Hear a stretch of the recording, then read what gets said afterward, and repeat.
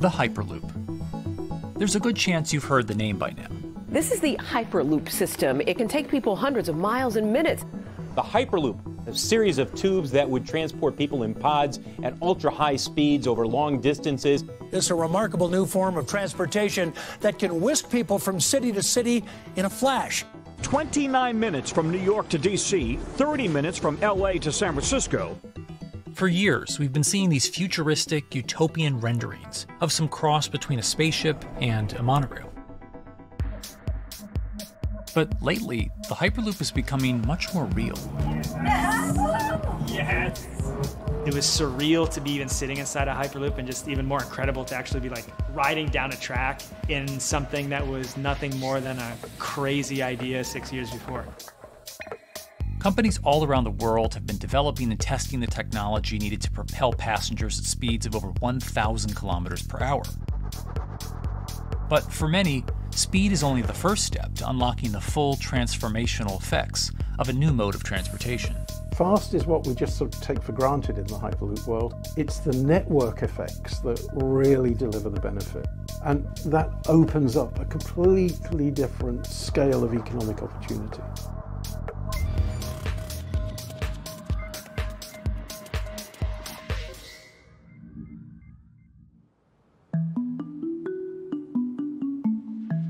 We've got planes, trains, automobiles, and boats for getting around Earth. But what if there was a fifth mode? And I have a name for it, which is called the Hyperloop. The Hyperloop? Hyperloop, yeah. In 2013, while riding high on the growing success of Tesla and SpaceX, entrepreneur Elon Musk released a white paper outlining the basic framework of the technology he called Hyperloop. The basic idea goes a little something like this. A tube reduces the air pressure to a near vacuum-like environment. A Hyperloop pod is then suspended in the tube, usually by magnetic levitation. The whole pod can then be propelled forward. Because there's no traditional friction sources like air resistance or rolling friction that would push back against the pod, the Hyperloop is able to move at incredibly high speeds and do so fairly efficiently. Despite its futuristic name, however, the general concept behind Hyperloop is actually pretty old. In fact, New York City's first attempt at an underground public transit system in the 1870s was based on a similar principle. The pneumatic transit system was short-lived, however, only stretching one block and topping out at a rather leisurely 10 miles per hour. While Elon would make some 21st century improvements to this concept and bestow a very 21st century name, he wouldn't end up pursuing the technology itself, instead electing to focus his efforts on something a little bit deeper, literally digging the requisite tunnels via his boring company. It would take another billionaire industrialist who dabbles in spaceflight. No, wait, not that one. Yeah, that's the one. After Richard Branson would make a large investment in the company Hyperloop One, it would be renamed to Virgin Hyperloop. What we've always been trying to do as a company is show that this technology could work, that it could be made safe, and that ultimately it's something that's happening in the next couple of years, not the next 20 years. Josh Geigel is the co-founder and CEO of Virgin Hyperloop. In a familiar tech startup story, he's seen the project go from a garage to a large-scale testing facility outside of Las Vegas. So we started building the first kind of Hyperloop system in 2016. We've done a lot of work, about 500 tests that we've done on that over the last 5 years. And what we realized that we need to do is take that technology, show that it can be commercial, so drive the cost down, improve the efficiency, improve the performance. But the key thing is, is actually making it approachable and safe for individuals. In order to do that, Josh, along with Virgin's head of passenger experience, Sarah Lucian, bravely volunteered to take the inaugural ride. What her and I were realizing is we're the first two people sitting in a Hyperloop. The only type of people that have gone through this environment are in spacesuits, and there we are in just normal clothes because of the system, the safety of what we've designed. 3, 2, 1, launch. And then once we started going, you felt a bit of acceleration. We accelerated a little bit harder than we would in commercial, be like a sports car. Yes! We got up to about 108 miles an hour on that test. And it's a short run, it's about 500 yards or so, and came to a stop. The test, lasting only about 20 seconds and covering only a quarter of a mile at just over 100 miles per hour, is a long way away from a true functioning Hyperloop. But as for optics, it's a crucial step for the future of funding. And the number one question we got from investors or from project proponents or just people in general was like, is a Hyperloop safe? And what better way to show something is safe than by actually getting people on it? But convincing investors and governments that would likely be fronting some of the construction costs for an unproven technology is no easy task. First and foremost is the question of safety. Most people don't know how an airplane works, but yet they get on an airplane. They get on an airplane because, it's faster than driving, and most importantly, they've probably gotten off of one before, they've seen someone get off of one before. And so what we set out to do was actually show that Hyperloop could be safe with two normal people, not astronauts, not adrenaline junkies or test pilots or anything like that. Two normal people getting on a Hyperloop, and then most importantly, those two people getting off. But beyond safety concerns, constructing Hyperloops will undoubtedly require a significant capital investment, to the estimated tune of around $60 million per kilometer of track. So a track from San Francisco to Los Angeles, for example, is likely to come with a price tag over $10 billion. And before large governments are willing to come in and front those costs, investors who are funding Hyperloop development must accept it as a long-term mixture of technology and infrastructure investing. Investors that are used to short returns because you're developing apps or something to that effect, those aren't the investors that really get excited about Hyperloop. What you start to see is the people that are looking at platform technologies, right? So this idea that because the smartphone existed, Uber could exist, right? So who are like the Vanderbilts of this century? And that's the part where you're going to get a lot more no's than yeses. But those people that have the ability, the fortitude to stick it out, to see the game-changing platform here, those are the people that we're looking for.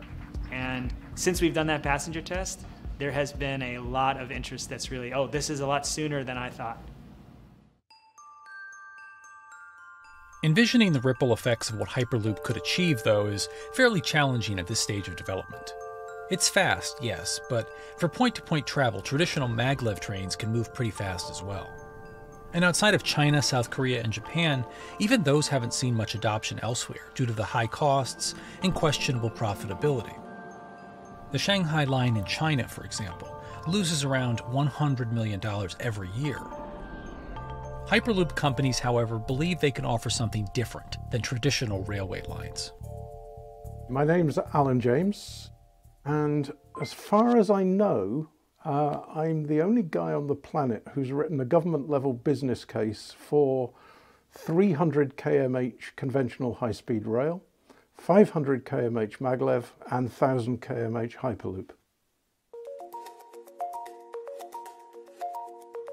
It's fundamentally about moving people from where they are to where they want to go, when they want to make those journeys, and doing it in much smaller numbers. So pod designs for Hyperloop range from 12 to 28 seats typically.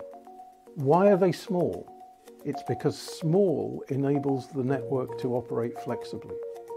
And a great example of that is the east-west strategic route across the north of England, from Liverpool to Manchester to Leeds.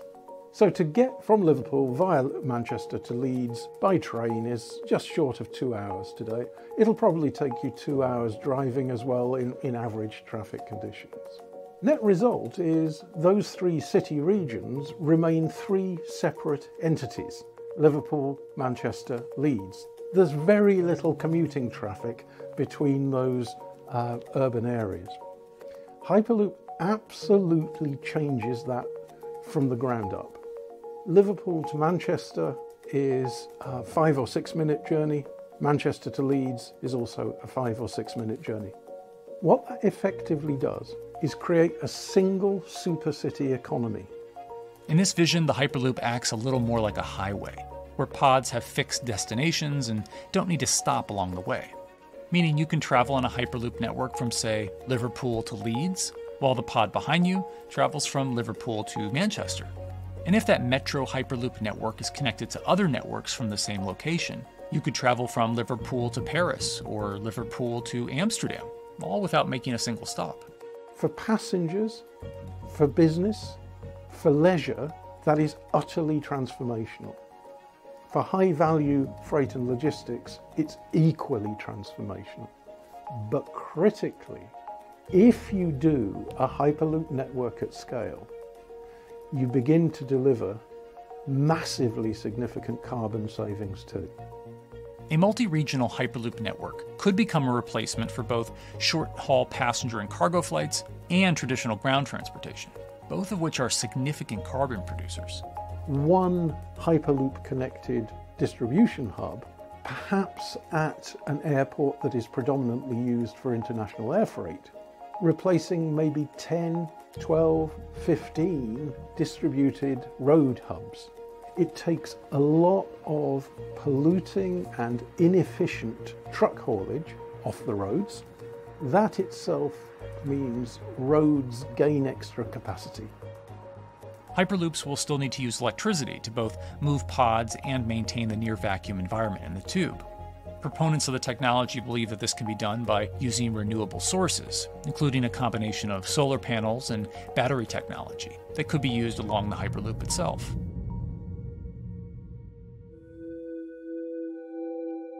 But even with all multipliers of time and carbon emission savings that a Hyperloop network may provide, the investment capital required to actually build such a network becomes even more economically and politically daunting.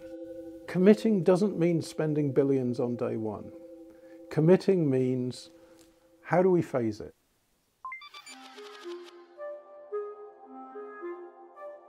One company in the Netherlands is working to develop that technology, and perhaps more importantly, the international coalition needed to make the Hyperloop network a reality. So we are here in Europe's first full-scale Hyperloop test facility, where we can already prove every conceptual technology of the Hyperloop. This is Tim Houter, a co-founder and CEO of Hart Hyperloop, headquartered in the city of Delft. And while this testing tube might not seem as large as others, inside is a key technology to create the on and off-ramp type infrastructure of a Hyperloop network. That is, a lane switch. That's something we can already test here. You can actually see it here, that the track is diverging from one track into two. That makes it possible to eventually split up the Hyperloop track in two sections. And in that sense, you can create a complete Hyperloop network that in the end will make it possible to travel, for example, over a whole continent. Take Europe, for example, with the same ease as you can now travel with a metro in a city. The nice thing about this magnetic levitation system that we have developed is that there's absolutely zero moving components in the track. So for example, if you have to do a lane switch, all you do is that the tube basically splits up, and statically the tracks also split up. And whenever the vehicle enters a switch, it either pulls itself to the right with its magnets, or it pulls itself to the left with its magnets.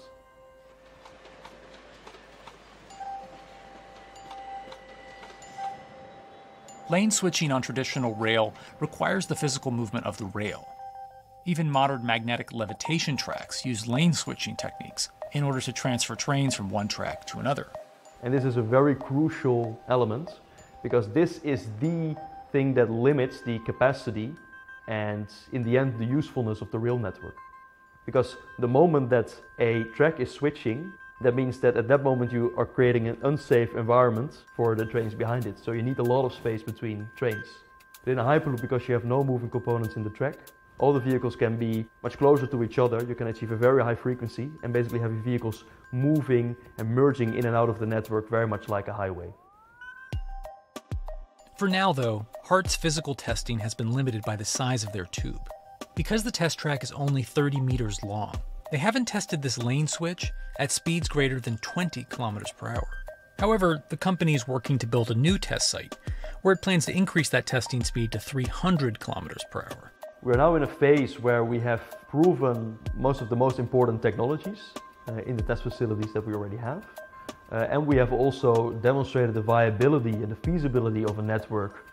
If you look at all the subsystems that it consists of, most of those are proven systems, already demonstrated in lab conditions. So we don't really believe that the technology itself is going to be the biggest challenge. Because for all Hyperloop companies out there, actually building a Hyperloop system requires more than just a good product. We're talking about the safety aspects, we're talking about integration into the environment, we're talking about the social aspects. Do people feel comfortable traveling in such a system? So it's about all these different aspects, and the complexity is really getting all the different stakeholders that are relevant and that do need to contribute to bring this to market, to get them all following the same roadmap. In order to help build this coalition of private and public interest in Hyperloop development, Hart in 2018 partnered with other Hyperloop companies from Europe and Canada. The goal was to define, establish, and standardize the framework to regulate Hyperloop systems. Right now we are working with all the Hyperloop developers together in setting up the first, let's say, structure for starting the standards drafting. One of the most important goals for Hart is interoperability, which is essentially making sure the different systems can communicate with each other. Interoperability is so important because what we want to achieve is actually have this seamless travel experience. So you don't want to end up, for example, going from Madrid to Paris and then switching because you need to use a different technology to get, for example, to Amsterdam. The idea being that as companies around Europe create the first commercial Hyperloop tracks between individual cities, one day those can all be connected to a larger network. Everyone that believes that Hyperloop is a future transport system also realizes that there is a need to have this network because that's where Hyperloop thrives. Hyperloop is such a huge project. It's definitely not something that you can do on your own or as a single company. So you need to do it with a lot of other companies. You need to have the governments. I think in that sense the biggest challenge that we've encountered is to really get all the required parties together to take the steps in development and commercial implementation. Hart's next plan is to build the European Hyperloop Center, an open testing facility which will include a 2.6-kilometer test track. And the company hopes to test travel speeds there at up to 700 kilometers per hour.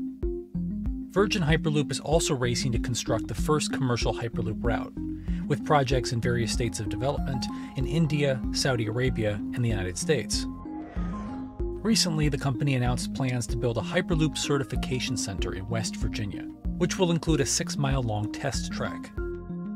Proving the technology here will be crucial if Hyperloop networks can find a home among infrastructure investments that the Biden administration hopes to make. The idea that there's multiple Hyperloop companies, I think, is a redeeming aspect in the business. People really want to see something happen, so having multiple people move forward is good for that. I was struck when Josh and Sarah rode the pod. 2 or 3 of the major outlets used the phrase, "We now have a new mode of transport." And although all of that technology had existed before those 2 human beings rode it, it was the moment at which those 2 human beings traveled that short distance down the tube that in popular imagination, Hyperloop became a mode of transport. The metaphor I use with my team is that, the Wright brothers were first, but none of us fly on Wright brothers airlines anymore. If you don't continue to innovate, you're not going to be around, and so we'll continue to be at the forefront of building Hyperloop. Back in 2013, Elon had an idea. I think the difference now in 2021 is some brilliant engineers have spent real time grinding out the details. And I thoroughly expect the next 3 to 5 years to be decisive.